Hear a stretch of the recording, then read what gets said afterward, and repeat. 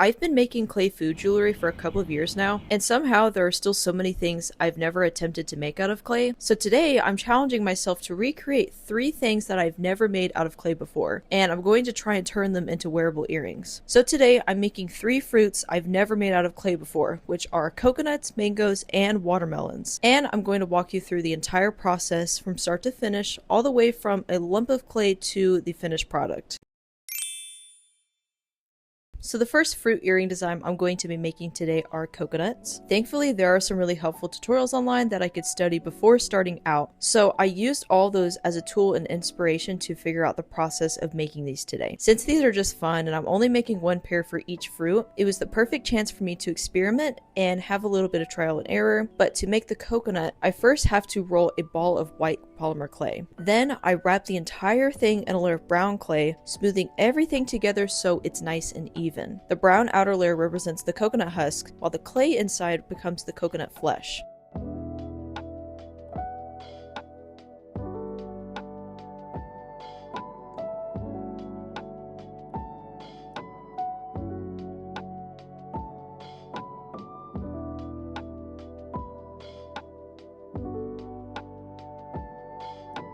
And once that's finished, I slice the ball cleanly in half, revealing that perfect cross section. Now, the inside already looks like a coconut, but I want the shell to have more dimension. So I place one of the halves onto one of my large rounded sculpting tools to gently cup the shape. Once it has enough curve in it, I trim away the excess clay so it looks much more like a real coconut half. Then I use my X-Acto knife to carefully shave around the edges, giving it a thinner, more natural shell.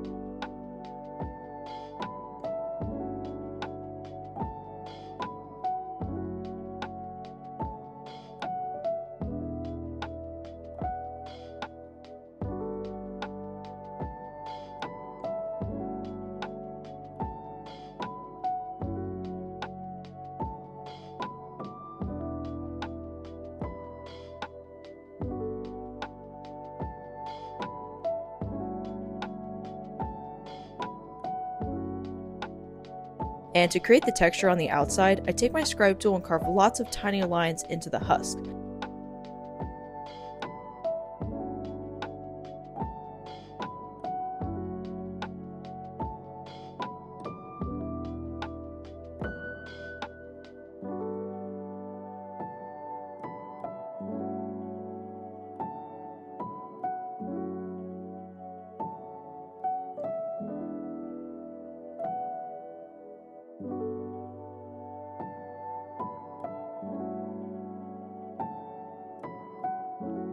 On one of the coconut halves, I also add the 3 little eyes using a dotting tool because I always love that detail. And once I'm finally happy with everything, I twist in an eye pin into the top of each coconut so they'll be ready to turn into earrings later.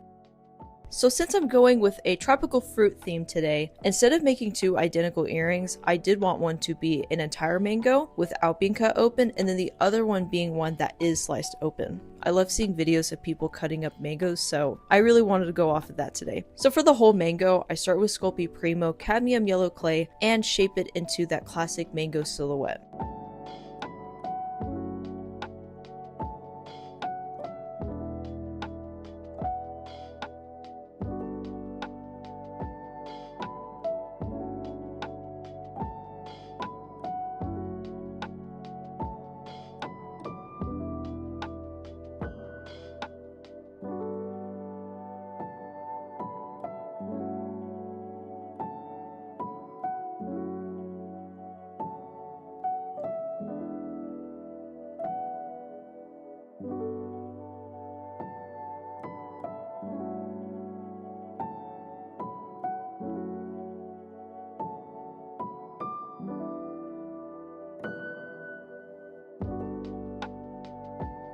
So for the sliced mango, I start with the same yellow clay I used for the other one and shape it very similar to the other mango. Then to create those slices, I'm going to use the dull edge of my blade to carve deep grooves across the surface, creating that signature pattern you see when a mango is sliced into cubes.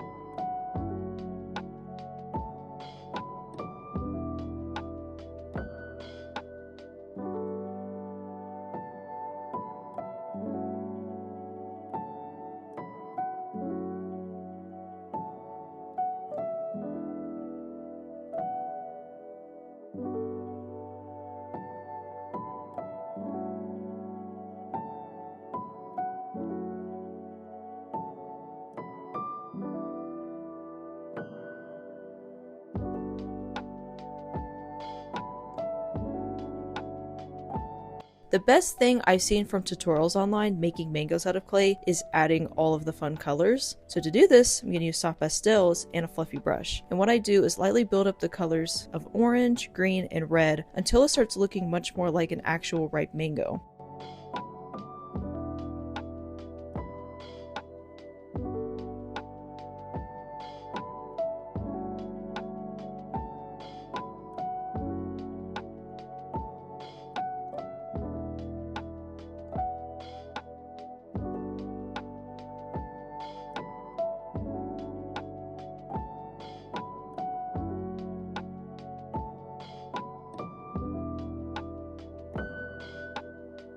Then I make a tiny green leaf and attach it right at the top of the mango.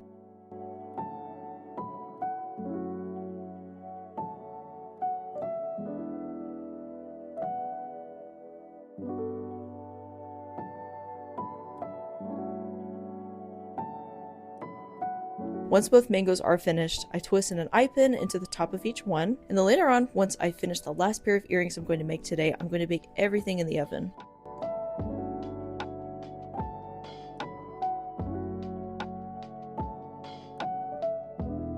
Last but not least, I wanted to make a watermelon into an earring. This one honestly made me the most nervous out of any design because I needed to make a cane in order to do this design today. If you've never seen the process of making a cane out of clay before, it's basically a giant block of clay with a design running all the way through it, and once it's finished, you can slice it and every slice has the exact same pattern. At least that's the goal that I'm trying to go with today. I wasn't totally convinced mine was actually going to work, but I figured it was worth trying out.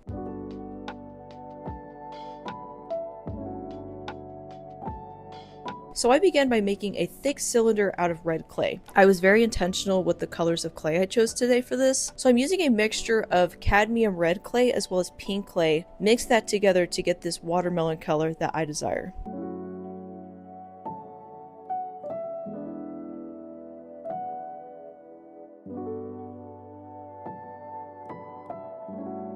So once I make that thick cylinder out of red clay, I'm going to wrap it with a slightly lighter pinkish red layer. And after that comes a thin layer of pale green, followed by a darker green layer on the outside. And to make all of these layers nice and even, I'm rolling each color through my pasta machine until they're the thickness I need them to be.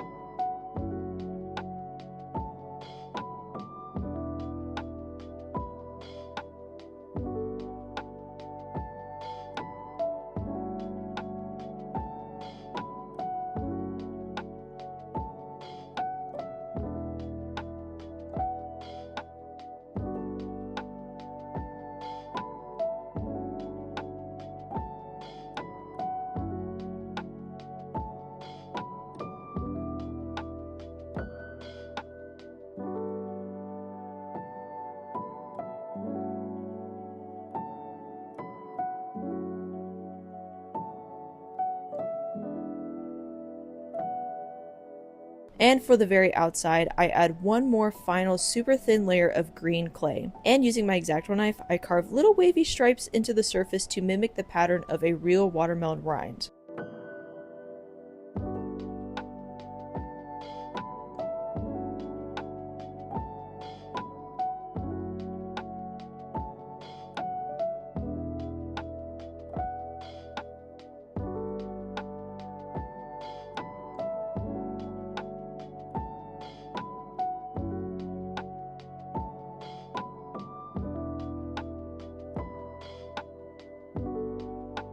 And now comes the nerve-wracking part, the part I'm most scared about. Is this actually going to work? The part where I squish everything down and then slice it up and find out if this actually worked or not. This was a big risk also because I'm using quite a lot of clay for this, so I slowly roll and compress the cane, stretching it out a little bit but also making sure it's very compact together. But while I was doing this, I was really not sure if this was going to work. So now it is the moment of truth, slicing the cane. And honestly, it turned out what I expected it to be. It's not perfect and it's also not like the worst thing ever. This is definitely something I can work with and fix up. After I cut out 2 watermelon slices, I use my dotting tools to add texture and gently swirl some of the colors together so the flesh looks a little bit more natural. It's not going to be super realistic, but it'll do for now.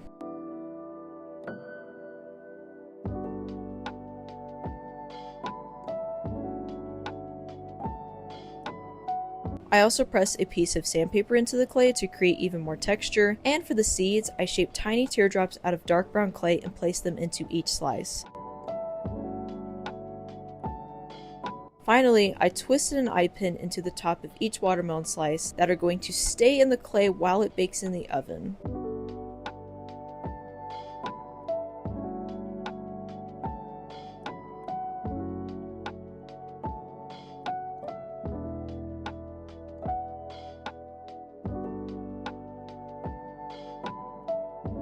And to give the mangoes and watermelons a glossy finish, I brush on a layer of varnish and let that dry for about 30 minutes.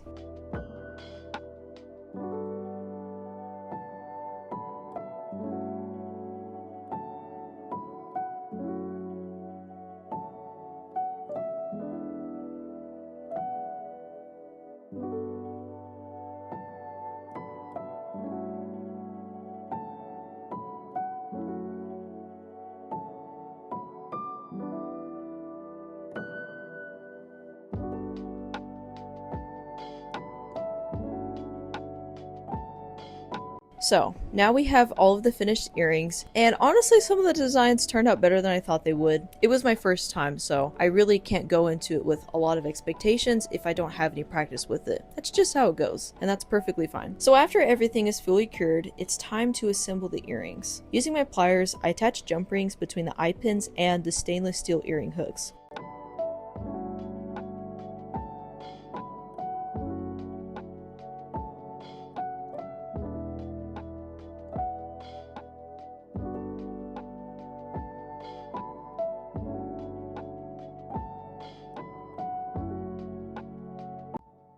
So I have to say, yes, the coconuts are my favorite. I also am a big fan of the mangoes. And okay, I love the watermelons too. It was a lot of fun though. I really loved making some new earring designs, especially fruits. I thought the process of making these was just a lot of fun, and I would definitely like to make more in the future or make some other designs that I've never created before out of clay. If you'd like to see me sculpt more things that I never have before, keep watching and there will be more videos coming out soon of some really fun projects I'm excited to share with you. See you next time, guys.